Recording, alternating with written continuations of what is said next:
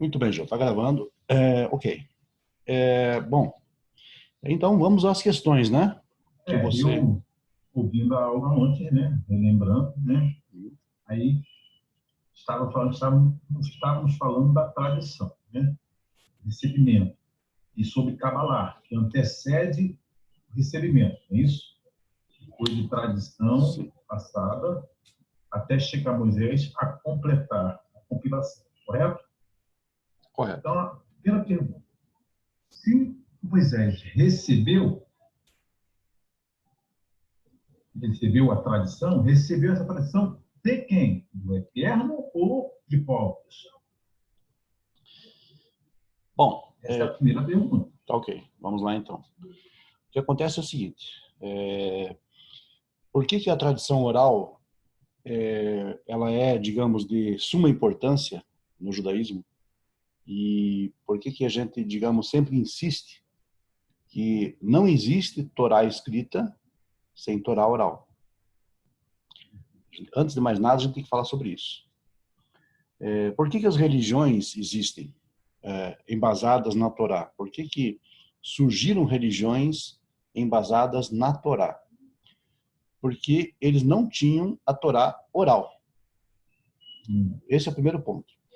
Por quê? A pessoa, quando abre a Torá, ou as versões que nós temos hoje, a chamada Bíblia, né? Sem uma tradição oral, ou sem uma instrução a partir das pessoas que viveram, que vivenciaram a história bíblica, os judeus, sem essa tradição recebida pelos ancestrais deles e transmitida de forma ciosa, geração após geração, você abre aquele livro, a parte escrita, digamos, do que nós temos aqui, e você pode interpretar a seu bel prazer. Ou seja, a sua maneira. As religiões surgem porque elas se apegam a apenas aquilo que está escrito.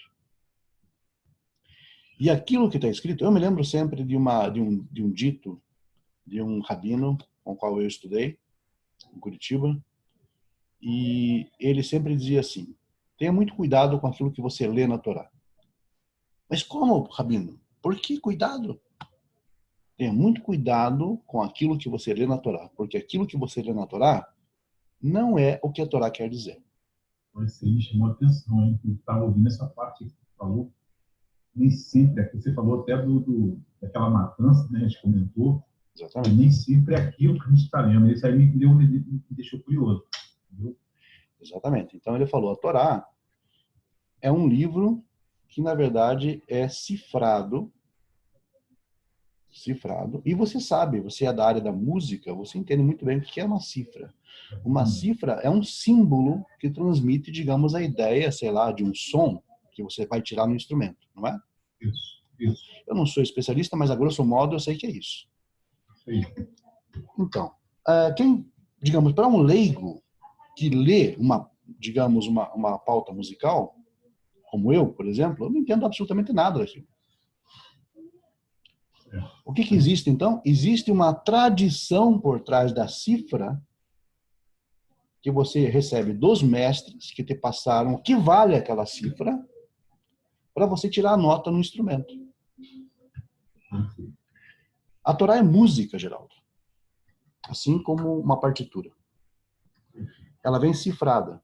O meu rabino sempre falava isso. A Torá é como se fosse uma partitura musical. Ela é cifrada. Seu rabino está vivo ainda? Está vivo ainda, em Buenos Aires. Fala com ele, tem contato com ele? Faz anos que eu perdi o contato com ele. Eu estive 2 anos estudando com ele, mas depois que ele foi para Buenos Aires, eu troquei uma vez um e-mail com ele e depois nunca mais nos falamos. Até porque ele é uma pessoa extremamente ocupada, ele, né, tem uma comunidade, acho que não apenas uma comunidade, mas sim, várias comunidades sob comando dele, então a gente entende isso. Mas o caminho que eu andei com ele nesses quase 2 anos, diria assim, foi muito produtivo. Porque ele era uma pessoa super sensível nesse aspecto. E ele me passou essas lições. Ele disse, a Torá é uma partitura musical. E a Torá é cifrada. E também no aspecto, digamos, no aspecto de exegese, de Perush, exegese judaica, você percebe que o conceito é exatamente esse, que a Torá é cifrada, é como se fosse realmente uma partitura musical, em que você tem que receber a tradição dos mestres para poder interpretar aqueles símbolos e transformar aquilo em algo real neste mundo, o sentido real que a Torá quer nos passar. Então, se você abre uma partitura musical e é um leigo, você vai criar uma peça musical horrível. Isso chama-se religião. Essa composição, essa peça musical horrível, criada a partir de uma condição leiga em termos de Torá, chama-se religião. Criaram um monstro, na verdade. Criaram uma música de péssima qualidade. Agora, quando se estuda essa partitura e essa tradição que está entrelaçada ao texto, aí então você tem uma sinfonia em tuas mãos. Né? Então, a tradição oral, ela é realmente, paradoxalmente, você pode até estranhar isso que eu vou falar agora, mas a tradição oral ela é mais importante que a tradição escrita. Porque primeiro vem ela, para depois você colocar digamos, no papel, entre aspas, né? Certo? Primeiro nós recebemos a história e depois a transcrevemos no papel. Então essa é a transmissão normal. Moisés recebeu a tradição dos pais, dos ancestrais, recebeu informações ele, ao longo do seu caminhar, né? Recebeu inspiração, digamos assim, numa linguagem mais popular, nós poderíamos dizer que ele recebeu inspiração divina, né? E não estou faltando com a verdade quando digo, entre aspas, que ele recebeu, com linguagem popular, que ele recebeu uma inspiração divina. Eu acredito nisso. Porque eu acredito que a Torá, como ela é, independente de você crer ou não crer nos fatos, independente de você crer ou não crer naquilo que ela narra em termos de como foi transmitida, como o próprio Criador desce no Sinai e entrega para Moisés, digamos, a base da Torá, ainda que você não acredite nisso, ainda que as pessoas não acreditem nisso, nós temos que buscar evidências dentro do texto que nos mostram esta singularidade que é a Torá. E nós achamos, muitos e muitos, acredite. Então, o que acontece? Moisés recebeu, sim, uma tradição dos seus pais, dos seus ancestrais. Agora, mas essa tradição, essa recepção não era algo divino? O que não existe de divino na criação? Se nós sabemos que o próprio Criador, ele é aquele que faz a luz, aquele que cria até o mal, como diz Isaías, existe alguma coisa neste mundo que não seja a obra dele? Então, tudo contido nele, né? Ainda que nós não entendamos, muitas vezes, o propósito de certas coisas. Ou ainda que a nossa mente limitada não entenda como funciona este mundo, a culpa é toda nossa.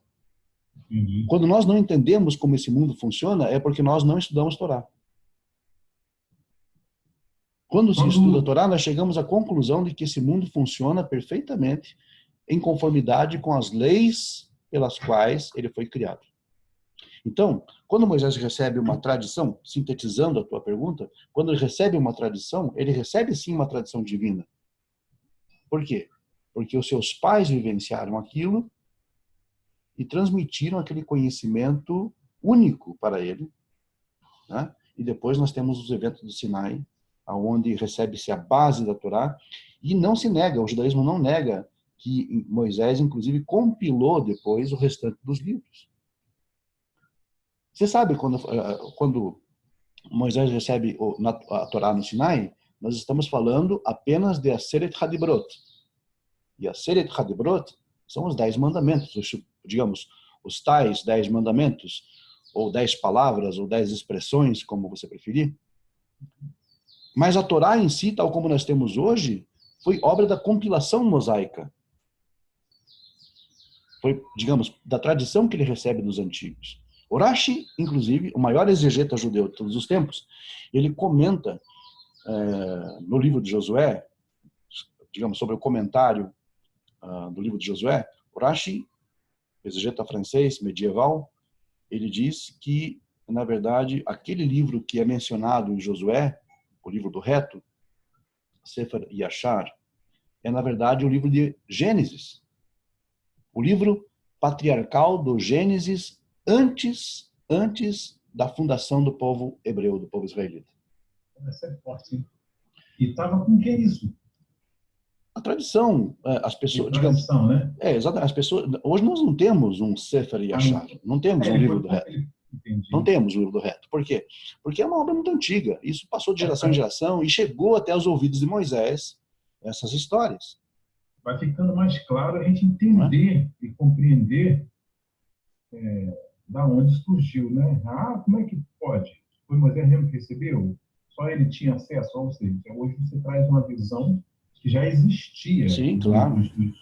Isso é muito bom. Fica claro para a gente compreender. Não ficar naquele mito, né? Com um ponto interessante aqui, Geraldo. Eu quero que você perceba bem isso e que você entenda bem esse ponto. Esse livro do reto, ou Sefer Yashar, é um livro que existia pré-sinaítico, pré-mosaico, pré-torá. É muito bom. Ou seja, havia uma tradição entre os gentios acerca do monoteísmo.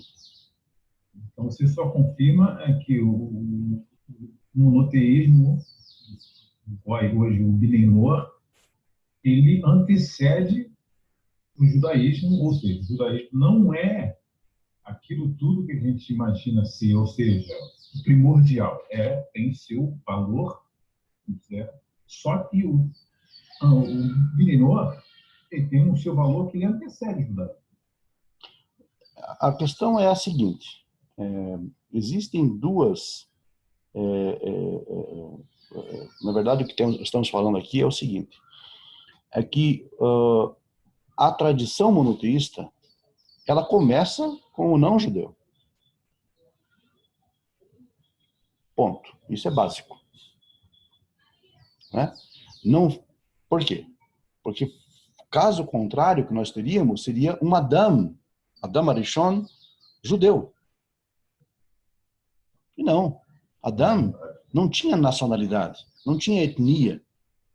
E os primeiros habitantes deste mundo, ou seja, vamos colocar assim de uma forma bem simplificada, os primeiros patriarcas, né, os pré-sinaíticos, os pré-abraâmicos, eles eram tudo neste mundo menos judeu. Eles eram... A gente começa a ver a importância do Bidenor agora. Exatamente. E é uma coisa assim, é uma coisa que é tão óbvia, tão real, é tão real, que cronologicamente é assim. O mundo não começou judaico, o mundo começa gentílico. Né? E depois, então, aparece a nação judaica para desempenhar um papel importantíssimo na história, no cenário, que é reeducar as nações que tinham perdido o seu monoteísmo. Muito bom. Então, de forma alguma... Por isso que você vai morrer, menino. Sempre e eternamente. Ninguém me convence do contrário. Porque existe um fundamento na própria Torá acerca disso, na própria tradição acerca disso, e na própria lógica acerca disso. Eu sempre vou, obviamente, defender e estar ao lado, alinhado com os destinos de Israel, do povo judeu, porque eu entendo o sacerdócio que eles desempenham. Mas eu não posso me fazer judeu. Né? O fato de que, na verdade, isso não condiz com a minha realidade, com a minha convicção, realmente não condiz. Eu acredito no nascer judeu e guardar mitzvot, porque esse é o papel daquele que nasce judeu. Você me respondeu uma pergunta. Mas, sinceramente, eu não acredito em conversão ao judaísmo. Não acredito? Que não. Sentido? Não acredito que seja necessária. Olha, Aliás, ela é bíblica, ela é Torá, né? Mas não há necessidade. Sim, sim. Então, tanto é que agora você entende por que o judaísmo não busca conversões. Né? Porque simplesmente não é necessário. Por que não é necessário? Não proíbe, né? Não proíbe, mas você sabe das dificuldades que existem. Né? Você sabe das dificuldades. Agora, essas dificuldades, elas são dificuldades raivosas que o judaísmo coloca. Não, vamos colocar aqui uma tranca nesta porta para ninguém entrar. Não é bem por aí. Não é bem por aí. Para ser honesto e para ser, digamos, coerente com a realidade, tá ok. Você pode, digamos, com as suas condições, ter uma vida estável, tranquila e normal, uma vida boa, tranquila. Agora, se você quiser elevar o seu padrão, o seu status social, digamos assim, geral, você vai ter que pagar o preço. Status sociais? Vamos colocar assim. Por que eu digo isso para você? Porque, na verdade, é assim.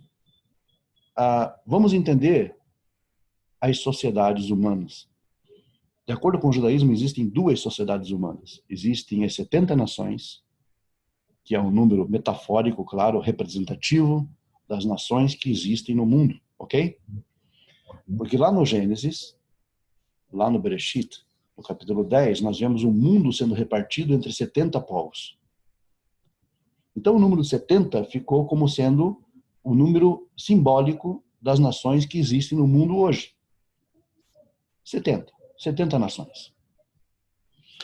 E essas 70 nações são as nações que, de alguma forma, trazem o monoteísmo até os dias, por assim dizer, em que se perde isso, na época do Mabul, do dilúvio. Muito bem. Esse número 70 representa, então, as nações do mundo e uma outra nação que se chama Israel, o povo judeu. Cada um cumpre o seu papel na história. Perfeito? Então tá ok. Agora, veja bem, aos olhos de Deus, um monoteísta não judeu e um monoteísta judeu têm exatamente o mesmo valor e o mesmo impacto. De acordo com a tradição, um Ben-Noach, que guarda os seus mandamentos, ele é tão digno quanto o Cohen Gadol, o sumo sacerdote judeu. Veja que a tradição não diz que ele é tão digno quanto um judeu comum. Ele fala que é digno como um sumo sacerdote. Agora, se você quiser ser um sumo sacerdote de fato, judeu, vamos colocar assim, sumo sacerdote não vai chegar a ser, obviamente, nem fazendo conversão, porque isso não existe mais no cenário judaico, por N motivos, tal. Mas, digamos, que a pessoa, um não-judeu quer se tornar judeu. Ele tem que pagar o preço, porque ele está mudando de um status, sem necessidade.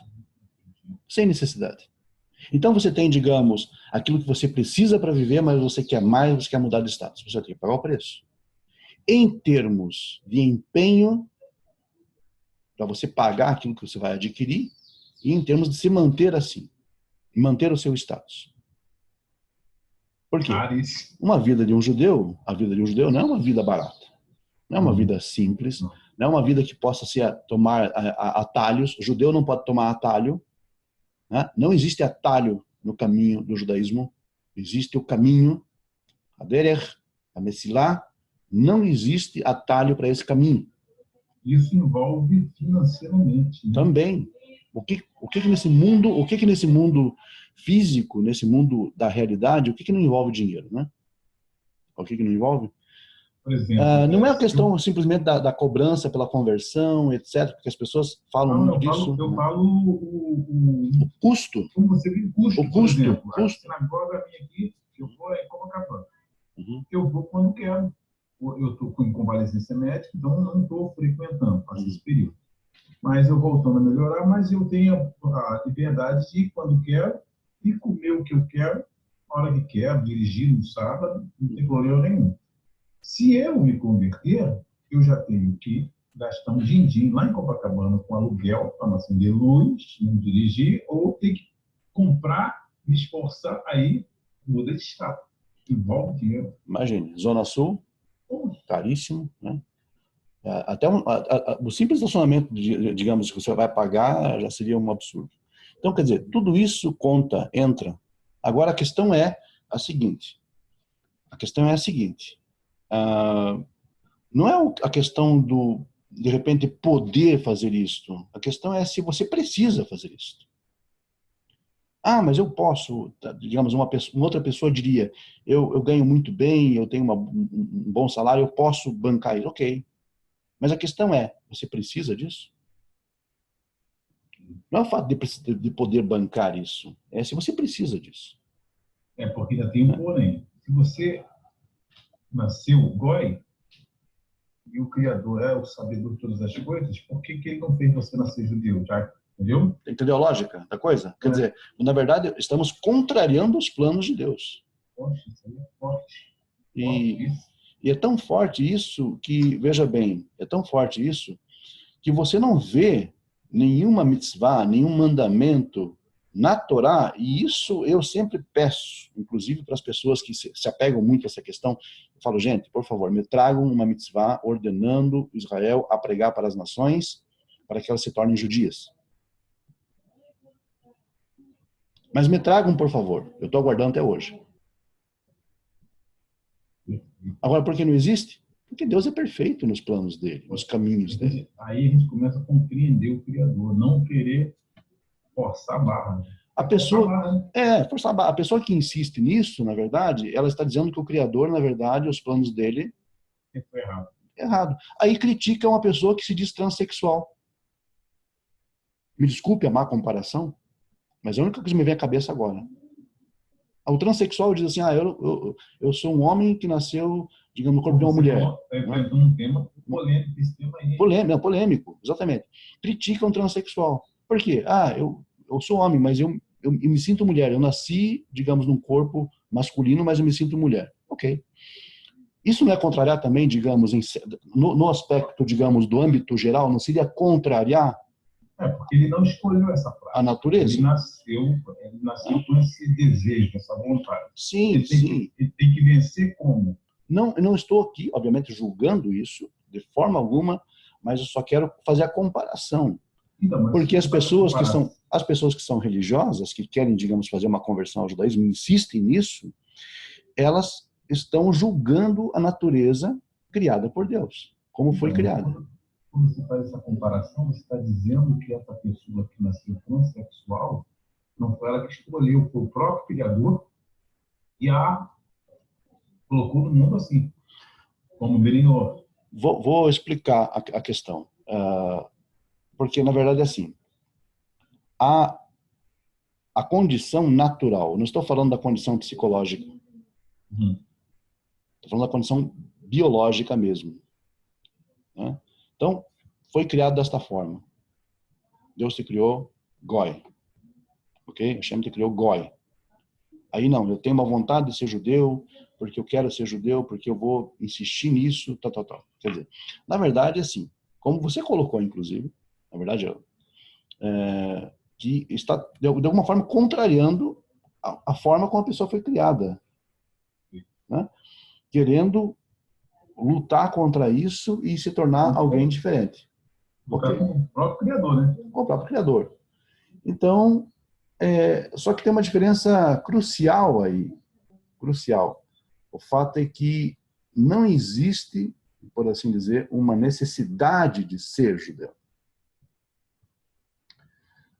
Assim como também não existe uma necessidade de outras coisas. Nós, na verdade, alimentamos as necessidades. Nós alimentamos as necessidades porque o nosso ser não inclui apenas o físico, mas também o espiritual ou o psicológico, como queira chamar. Nós temos duas naturezas, uma física e uma outra que é uma existência sutil que nós não percebemos por meio dos sentidos. Então essa existência sutil com essa existência física, às vezes entra em contraste, em confronto. E essa vida sutil que nós temos, essa existência sutil, que não é perceptível aos sentidos, que nós podemos chamar de alma, de espírito, de vida espiritual, de psique, do que você quiser chamar, essa existência, ela é, muitas vezes, conflitante com aquilo que o nosso corpo apresenta, com o que nós somos. É conflitante. Então, da mesma forma, os nossos desejos, as nossas vontades, elas muitas vezes são conflitantes com a nossa própria natureza. É o caso, por exemplo, do goi, que nasce goi e que quer ser judeu. Ou seja, nasce nessa estrutura social, nessa estrutura física, por assim dizer, inserido nas nações, mas o que a pessoa quer? Ela quer se tornar algo que ela não é. Ela quer ser alguém que ela não é. Ela vai forçar a natureza dela, né? Toda a mudança de vida total. E isso sem a menor necessidade. É a mesma coisa que você querer ser índio, né? Exatamente. Exatamente. Quer dizer, você nasceu numa outra etnia, não tem nada a ver com o teu Vai o João de cabelo loiro lá, com o teu contexto social, com o teu contexto familiar, não tem absolutamente nada.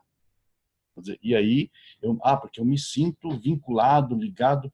Então vincule-se, ligue-se de uma outra forma. Não precisa se ligar ou vincular, digamos, da forma como é recorrente, que a gente percebe, que as pessoas insistem, batem nisso, querem isso, e às vezes nem podem isso. Né? Então, é terrível, porque isso sem falar que aí o que acontece? Quando vai bater tem a frustração aí depois. Né? Porque vai bater na porta de uma sinagoga, o que vai levar? Levar uma porta na cara. Não, e muitas vezes. Se conversa, de repente ele não consegue cumprir, o que ele vai fazer? Pois é, mas aí a questão é a seguinte, né? A pessoa se converte e não consegue cumprir, aí a conversão vira realmente uma condição de status social. Passa a não ter um valor, nem um mérito. Nem o mérito, porque se faz uma conversão, tem que ser Lechem Shamayim. O que é Lechem Shamayim? Por amor aos céus. Todo tipo de processo de Giur que não for Lechem Shamayim, por amor aos céus, por amor a Deus, ao Criador em si, é uma conversão inválida. E a pessoa que faz assim deve se envergonhar. A pessoa que se converte ao judaísmo para não cumprir é uma afronta ao trono de Deus. É uma afronta ao próprio Criador. E segundo a tradição, não tem mais volta. Ele não consegue ser goi pela conversão. Ele vai esforçar, ele pode até tentar, ou seja, rebelar, não quer mais seguir. Mas pelo menos o que eu ouvi dizer que, segundo a tradição, ele, uma vez convertido, ele é judeu. Ele pode ter, vai lá para o cristianismo, vai para qualquer lugar, budismo, ele vai ser judeu. Ou seja, ele mexeu na estrutura da alma aí, né? E o que essa pessoa faz, então? De acordo com a tradição, o que essa pessoa faz? Hilul Hashem. Haz v'shalom. O que é Hilul Hashem? Hilul Hashem é a profanação do nome de Deus. Sério? Sério? Isso merece pena de careta. Isso merece pena de morte, pena capital. Aí que a gente vai compreender. Não obviamente diante de um tribunal, mas tribunal celeste. Sim, né? Alma, né? Exatamente. Pena de careta é extinção da alma. É seríssimo. Aí a gente já começa a compreender o que é profanar o nome, né? Profanação. Não é você falar o nome. Não. Pentagrama, ao apagar, escreveu, apagou, não. Bom se fosse só isso. Né? Porque até para isso tem um recurso, né? Digamos, hoje em dia tem algumas formas que acontecem em relação ao nome de Deus que não é um Hilul, na verdade. Né? No meio eletrônico, por exemplo, muitos rabinos não reconhecem o meio eletrônico, por exemplo, como sendo um meio que se comete Hilul ao apagar o nome, por exemplo. Mas isso é uma questão halakhica, eu não vou entrar em questão halakhica, obviamente, mas questão da halakha, mas a questão mais importante aqui é exatamente a pessoa que faz o processo de conversão para manter o status judeu e ter, digamos, um Stargrut na parede, um certificado de conversão, como a Teudá, coisa parecida, nome que você dê, essa pessoa tem um status judeu, mas não está vivendo como. Não estando vivendo como, as pessoas vão olhar para ele e vão dizer, olha só, o cara se converteu ao judaísmo, está pior do que estava antes na igreja. É por isso Quer dizer, isso é Hilul, isso é profanação no nome de Deus. E é por isso que eles, os rabinos, os próprios judeus, né, naturais, eles ficam com o pé atrás com o convertido. Então, porque é assim, e via de regra, o judeu sabe, na verdade, da dificuldade que existe e dos problemas, né, das circunstâncias sobre as quais eles viveram ao longo de séculos, milênios, de opressão, de dificuldade, em que muitos deles, inclusive, perderam a fé, muitos deles se tornaram ateístas, um grande número deles, pós-Holocausto principalmente, se tornaram ateus, das dificuldades da vida judaica e do dia a dia judaico, que não é nada simples. Nada simples. E não adianta dizer, não, mas o rabino tal falou lá no programa dele que a coisa é simples, que não é tão assim. Não, esse rabino está falando do que ele, na verdade, não está vivendo. Então, esse rabino, então, ele é ortodoxo quando ele quer, né, se dizer ortodoxo, mas, na verdade, ele é o mais liberal dos liberais quando lhe convém. Né? Ele é um Jesus na vida. Olha, eu acredito mais na seriedade de Jesus do que na seriedade desses rabinos.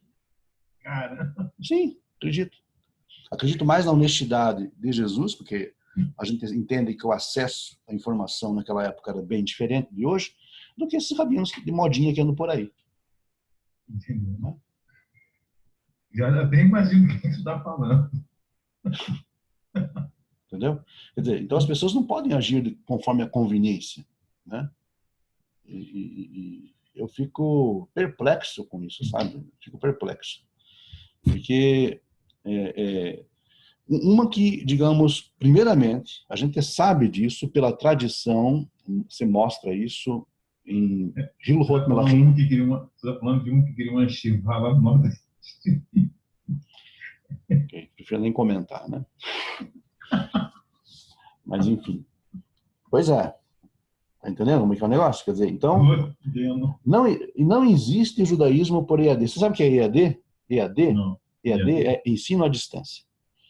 EAD. Não existe o judaísmo por EAD, judaísmo por vídeo, judaísmo por... Né? Não existe tipo de coisa.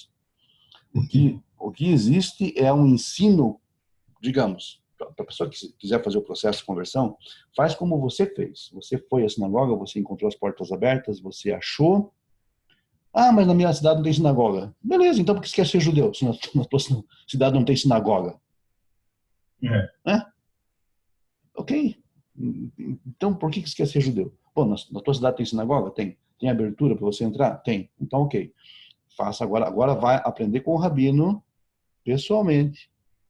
Nada de EAD, nada de telão, nada de computador, Skype, nada disso. Judaísmo, porque senão o cara vai querer fazer Brit Milá também pela internet, né? Por favor. Entendeu? Vai querer fazer também Kabbalat Shabbat pela internet, ligado na internet, em pleno Shabbat ligando. Mas tem já. Tem os absurdos, né? As bizarrices sempre aparecem. É mais fácil aparecer o bizarro do que o lógico. E profana. Profanação. Profanação. Eu vejo Kabbalat Shabbat hoje pela internet, participe conosco. Eu falei, peraí, mas alguma coisa errada não está certa nesse negócio aqui. Eu vou pegar o vinho aqui para fazer a da lá, você pega daí também. Isso. Quer dizer, fica uma coisa meio igreja, né? Coloca o seu copo de vinho em cima da sua TV, né? Isso. Ou do seu computador. Parece assim, entendeu? Parece uma coisa que... Porque, na verdade, assim, não existe esse tipo de coisa. Além de profanar o nome do Eterno, profana o próprio judaísmo, a comunidade. Sim, claro. Quem está de longe olhando, porque o judeu ortodoxo quase não faz nada em mídia, né? Não. O rabino que tem lá na sinagoga, ele mesmo quase... Hoje, por esse tempo. Agora, o que começou a usar o WhatsApp? O lado dele era só para Chamado. falar, receber chamada e acabou. Nada de ficar na internet. Mas as pessoas, elas querem ser alguma coisa, mas elas não têm noção de como é o negócio. Elas acham que... Eu sempre falo, gente, é o seguinte, Rabino é uma pessoa muito ocupada. Ele não vai perder tempo em redes sociais, em Facebook, em Twitter, WhatsApp, coisa parecida. Não vai perder. Você pode até usar, digamos, de forma muito, muito criteriosa, de forma muito, muito discreta, de forma muito, assim, íntima, pessoal. Mas eles não são rabinos pops que estão em redes sociais. Gente, isso não existe. Tem aquele lá de São Paulo, Né? que eu assisti no programa da Globo, né? No ar da comunidade de São Paulo, está sempre no ambiente ali. Ele é ortodoxo. David Weikman, da Rabada. É esse mesmo. Esse menos ainda. Então, na verdade, eles fazem muita coisa, digamos, dentro do círculo social deles, de ensino deles, ok? Mas eles não têm perfis pessoais em redes sociais. Isso aí, sinceramente, não é ortodoxia, não. Mas, enfim. O grande problema, já sabe o que é? É que as pessoas tendem a aplaudir aquilo que eles aceitam. Parece uma frase óbvia, mas dentro dessa obviedade, você vai encontrar muita verdade. Aquilo que normalmente agrada ao ser humano é aquilo que ele vai aplaudir. Eu concordo com isso, porque se eu ouço uma música boa, eu vou gostar, eu vou curtir, eu vou aplaudir. Quando eu ouço, digamos, um concerto, ou quando eu ouço uma música que eu gosto, uma arte que eu gosto. Então, mas o que é eu gostar? Eu gostar quando eu gosto de alguma coisa, é algo que me traz prazer, satisfação aos sentidos. Aos sentidos. Mas é diferente de que quando algo é lógico e racional, que te satisfaz o intelecto. Sim.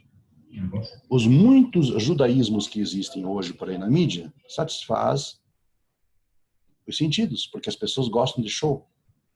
Quem não gosta de um show? É por isso que as religiões nascem. As religiões nascem porque as pessoas gostam de espetáculo. Ou seja, Show. a gente falou de judeu que não vai fazer, o rabino aqui quase não usa rede social, tem celular só para receber ligações, né? E a gente vê que a tecnologia avançou, a ciência avançou, mas a Torá não mudou. Exatamente, de forma alguma. Ela continua sendo a Torá, né? E não a adaptação para ela. Não adianta adaptar nela alguma coisa. Não, de forma alguma. Bom, vamos para outro ponto, que eu falei tanto aqui que eu não deixei nem você falar, vou explicar o outro, né? Tu falou. Então.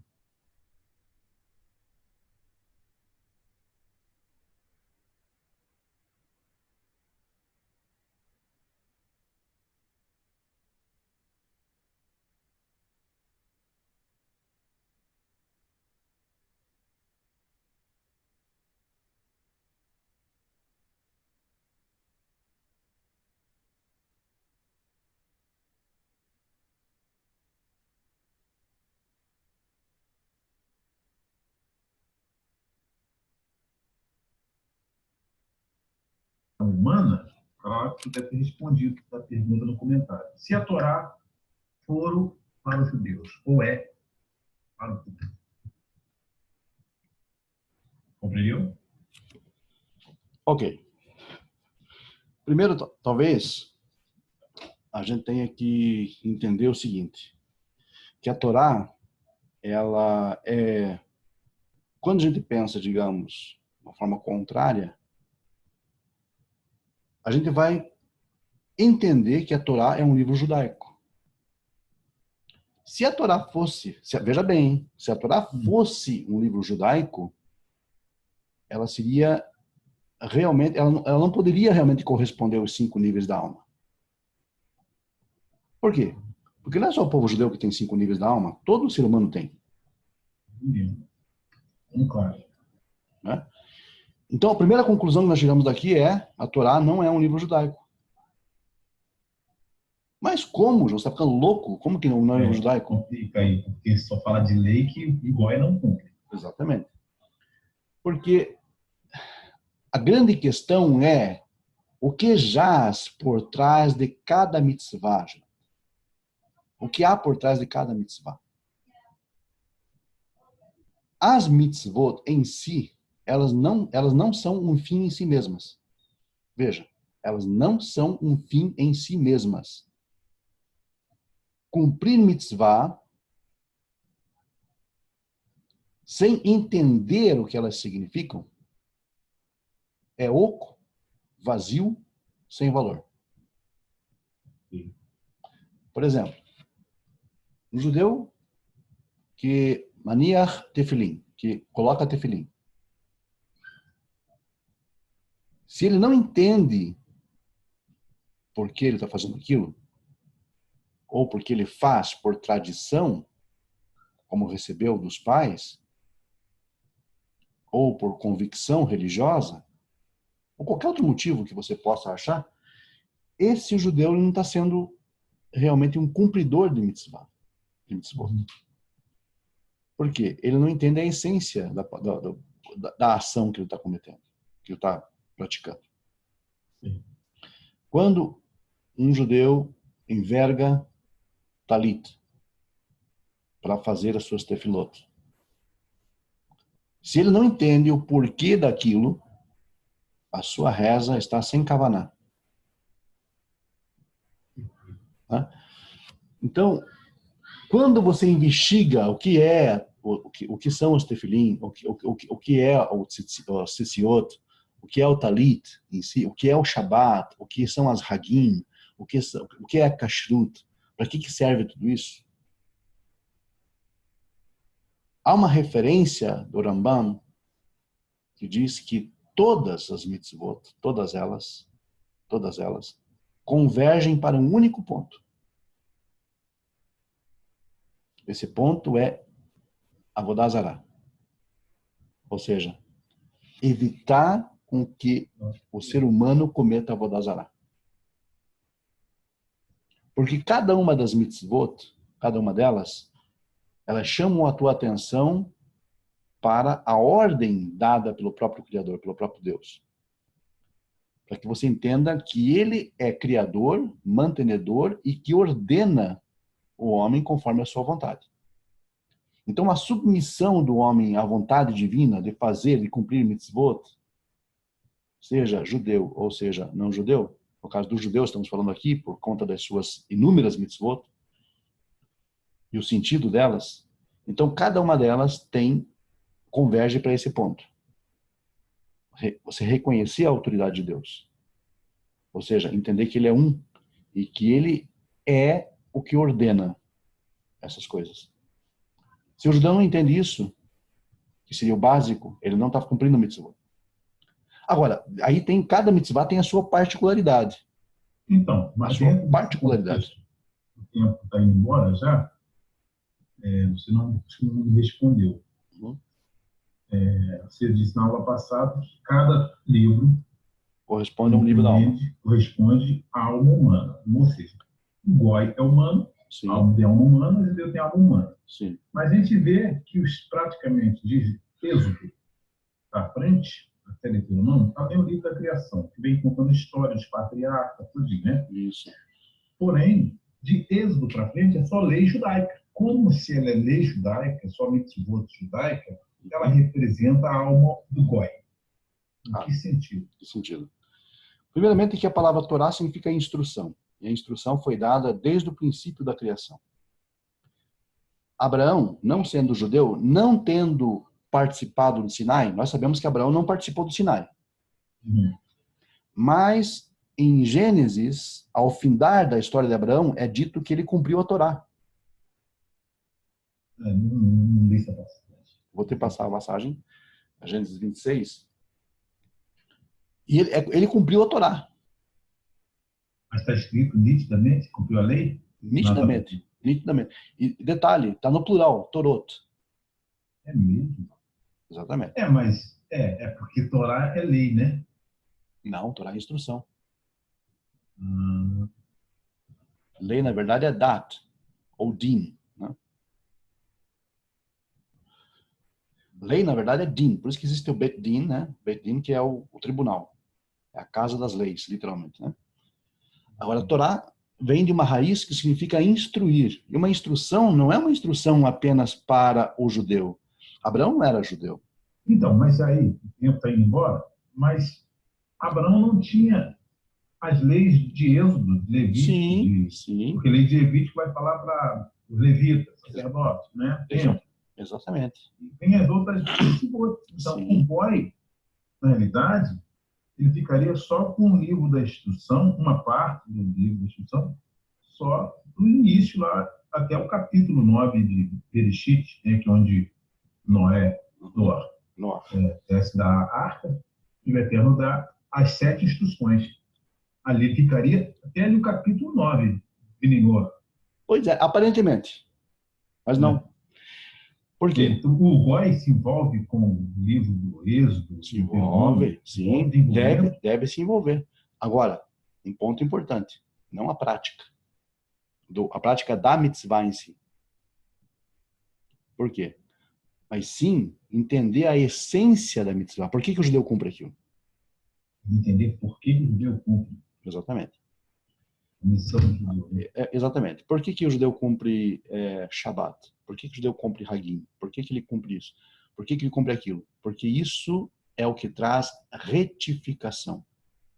Retificação. Não o ato em si. Veja, não o ato. O ato em si do Shabbat, como está escrito, assim que o Eterno trabalhou, fez o mundo em 6 dias, descansou o sétimo, o homem vai descansar o sétimo dia, ou seja, descanso do corpo físico, dá a entender que é descanso mesmo do corpo físico, como nós temos trabalhando segunda, aqui no Brasil é de segunda a sexta, mas suponhamos que fosse até sábado. Você trabalha segunda a sábado, domingo, vou descansar, vou repousar agora. Não seria para repouso, realmente, ou tem algum sentido mais amplo? Muito mais amplo.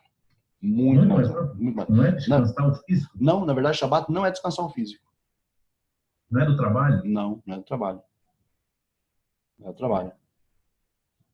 Porque existe um outro termo, porque na verdade Shabbat significa cessar. Quando o judeu cessa de trabalhar no Shabbat, isso representa a sua submissão à autoridade divina. Porque Deus cessou, ou seja, é como se o judeu reconhecesse, Geraldo, que Deus tem poder e autoridade sobre o tempo do homem. Então, isso não é uma lição para nós também? Isso não é uma lição também para quem está, digamos, fora do âmbito judaico? Nós temos que entender que Deus é o, digamos, que ordena o tempo e que comanda a vida do homem em relação ao tempo dele. Então, essa é a lição do Shabat que nós, não judeus, devemos tomar. Qual é a intenção do Shabat? A intenção do Shabat é mostrar para você que Deus é autor do tempo e senhor sobre ele, inclusive sobre a vida do homem. Então, se ele ordenou parar, os judeus pararem, é para ilustrar para o mundo que ele tem autoridade sobre o tempo. Ilustrar. Então, quando o JC vai entender que o sábado, acho que não tem um texto que ele repreende lá, que o homem não foi feito para o sábado, mas o sábado foi feito para ele, Shabbat. Que é um dito judaico. Mas ele estava ali dizendo porque, segundo o Novo Testamento, os discípulos dele estavam trabalhando no Shabbat, ou seja, pegando milho lá, essas coisas todas. Então ele justificou que o homem foi feito, o Shabbat foi feito para o homem, não o homem feito para o Shabbat, né? Ele justificou, ou seja, pode trabalhar, pode fazer qualquer coisa. Ele quebrou uma regra aí. Só, digamos, explanando melhor para você isso, a colocação dele, a citação dele estava correta. A aplicação que estava errada para o contexto dele. Ou seja, porque é uma citação judaica, realmente, na verdade, o Shabat foi feito para o homem, o sábado foi para o homem, não fala para o judeu.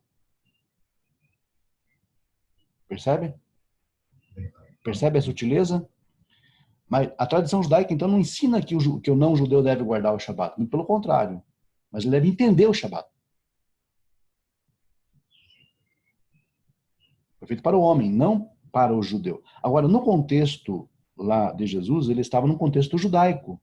E os discípulos eram judeus. Então, eles tinham que cumprir, porque eles eram judeus. Num contexto universal, o Shabat foi feito mesmo para o homem. Que tem alguns cristãos que vêm querer repreender ou falar que só que lá o contexto é judaico. O entendimento é judaico. É judaico. Tudo bem. Para fora do âmbito judaico, certíssimo. Corretíssimo. O Talmud fala isso. Na verdade, quando ele fala isso, ele recebeu da tradição judaica esse conhecimento, ou quem escreveu o livro conhecia a tradição judaica a respeito, e colocou isso na boca dele, por assim dizer. Ele falou, bom... Olha, foi muito sabe quem escreveu. Sim. Não, as pessoas tinham um certo conhecimento da tradição. Isso é inegável. Inclusive, há muitas citações na boca de Jesus da tradição judaica. Muitas. E a gente analisa, assim, que o assunto está encerrando, a gente analisa, por mais que você falou que o cristianismo não é bíblico, mas tem uma religião fortíssima por trás disso, foi criado em cima de má interpretação da Cabala, né? Mas foram pontos muito bem montados em cima de um personagem. Aí a gente falou que Jesus falou, mas se ele não existiu, quem montou esse personagem e colocou essas palavras da tradição judaica na boca desse personagem? Pois é. Ou seja, eram pessoas que tinham um certo conhecimento da tradição, né? Tinham uma certa noção do que se tratava. Porém, o grande problema ali, como eu repito, não estou, obviamente, sendo anuente às palavras de Jesus, mas concordo com as palavras dele, porém, o contexto que ele aplicou estava errado. Ele se equivocou na aplicação no contexto, porque os seus discípulos eram judeus. Quando você fala ele se equivocou, nós já falamos que é um mito. Sim, sim. Estou comprando aqui a ideia do Novo Testamento, como se ele fosse real ali, né? Como se fosse real. Sim. Essa ressalva. E se alguém compilou isso aí, montou isso aí. Aí a gente fala, ele falou, a gente dá vida para ele, não é isso? Porque na verdade assim, quando você vai debater com um cristão, por exemplo, acerca desses termos, não adianta você dizer para ele que não existiu. Senão não tem lógica também se debater uma coisa que não existe. É verdade. Então você concede o direito à dúvida, né? Você concede o direito à dúvida. Então tudo bem, vamos trabalhar nesse terreno pressupondo a existência dele. Então, ele se equivocou pela lei judaica, ele citou algo da tradição, correto, certíssimo, porque os rabinos pretendiam dizer que o Shabat era para o homem, no sentido que o homem, o ser humano, o judeu e o não-judeu devem entender o que é o Shabat. Mas o cumprimento da mitzvah do Shabat, a nível, digamos, didático, para que sirva de exemplo para as nações, isso compete apenas ao judeu. E quando alguém cita esse texto, ele não compreendeu que ele estava no âmbito judaico, ele não estava como pagode. Exatamente. Está fora do contexto. Isso, ou seja, é descontextualizada a citação. Né? Aí complica mais, né? Porque o cara não estudou, vem te repreender, não, guarda o Shabat, Jesus falou isso, não. Mas falou para quem? Exatamente. Foi para Goi? Foi para nações? É um contexto, na verdade, foi fora do contexto, né? Só isso. Tá ok, João? Beleza. Bom. Então, aqui só para resumindo, cada livro representa a alma humana no entendimento de por que o judeu deva cumprir essas leis, né? Não tem assim um cumprimento em si diretamente para o Bilinor. Não. O cumprimento da Torá em si, das suas mitzvot, é para o judeu. Agora, a lição é para todos. Entendi.